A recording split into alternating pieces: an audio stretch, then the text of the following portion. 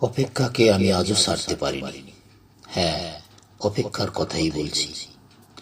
ভালোবাসার রক্তিম ধারালো স্নিগ্ধ ছোঁয়ায় এ হৃদয় থেকে এক এক করে সেরে গেছে সব লোভ, হিংসা, ক্রোধ, অহংকার, স্বার্থপরতা, সব কিছু।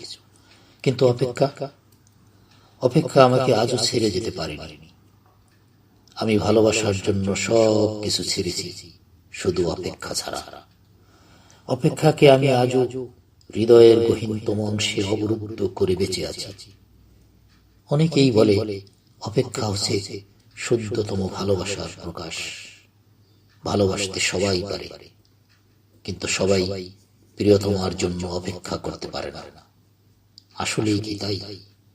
জানি না তো, হবে হয়তো। তবে অপেক্ষার কাছে আমি অনেক ঋণী। প্রিয়তমার জন্য অপেক্ষা আমাকে পাখির মতো সহজ হতে শিখিয়েছে, শিশুর মতো অনাবিল হতে শিখিয়েছে, আকাশের মতো বিশাল হতে শিখিয়েছে, ফুলের মতো স্নিগ্ধ সুন্দর হতে শিখিয়েছে। অপেক্ষা আমাকে সাগরের নীল জলরাশির মতো গভীর হতে শিখিয়েছে, প্রকৃতির মতো স্বচ্ছ হতে শিখিয়েছে, সোনালী সন্ধ্যার মায়াবী মৌনতার মতো নিবিড় হতে শিখিয়েছে। শেষ পর্যন্ত অপেক্ষা আমাকে কবিতার মায়াবী আনন্দ ভুবনের কাছে নিয়ে গেছে।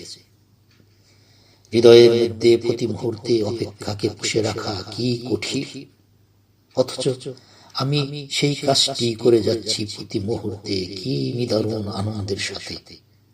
আহ, অপেক্ষা, তুমি কত বেদনার্ত সুন্দর।